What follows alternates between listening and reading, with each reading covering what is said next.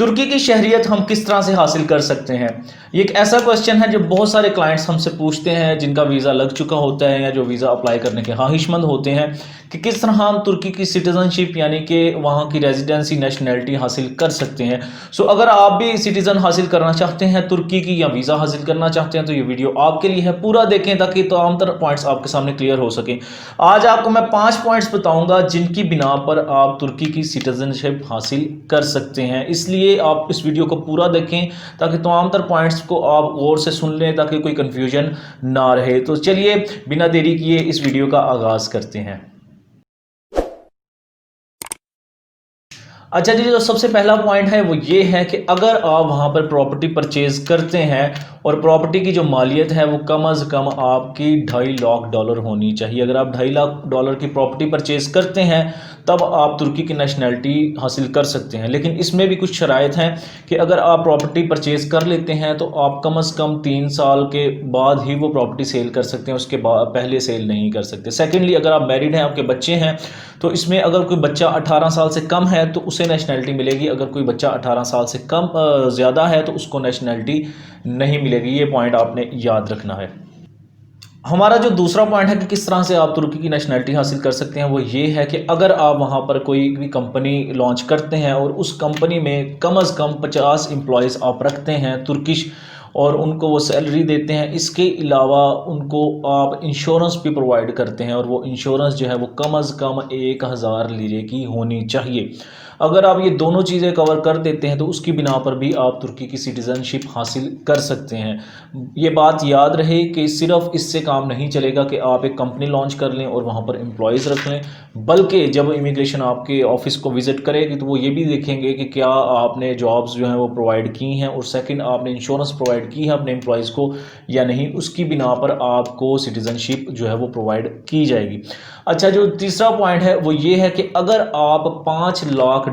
جو ہے وہ ترکی کے بینک میں رکھتے ہیں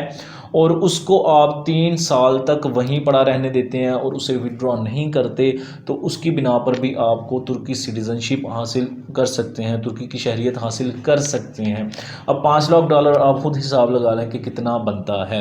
اچھا جی، جو چوتھا پوائنٹ ہے مجھے لگتا ہے کہ وہ پوائنٹ بہت ہی امپورٹنٹ ہے، آپ پاکستانی بھائی بہت خوش ہوں گے اس پوائنٹ سے، کہ اگر آپ وہاں پر شادی کر لیتے ہیں کسی بھی ترکش نیشنل سے تو آپ وداؤٹ پیئنگ اینی فیس جو ہے وہ ترکش نیشنلٹی حاصل کر سکتے ہیں۔ لیکن یہ شادی فیک نہیں ہونی چاہیے۔ آج سے کچھ سال پہلے لوگ پیپر میرج کر لیتے تھے، ان کی ریئل میرج نہیں ہوتی تھی پیسے لے دے کر، لیکن اب ایسا حساب کتاب نہیں ہے۔ اگر آپ کسی بھی لڑکی کے ساتھ یا لڑکے کے ساتھ جس کے پاس ترکش نیشنلٹی ہے اس سے شادی کرتے ہیں تو امیگریشن آپ کا گھر بھی وزٹ کرے گی، آپ کے ہمسایوں کو پوچھے گی بھی ان کی شادی کب ہوئی، یہ کتنے عرصے سے ایک دوسرے کے ساتھ ہیں، کیا ان کے بچے ہیں یا نہیں ہیں، اور کیا یہ واقعی ہی میں اکٹھے رہ رہے ہیں یا نہیں۔ یہ تمام تر پوائنٹس کلیئر ہونے کے بعد آپ کو ترکش نیشنلٹی مل سکے گی۔ یہ چوتھا پوائنٹ ہے۔ اب میں آپ کو بتاؤں گا کہ 5واں پوائنٹ کیا ہے، آخر والا پوائنٹ کیا ہے جس کی بنا پر آپ ترکی کی نیشنلٹی حاصل کر سکتے ہیں۔ اچھا جی،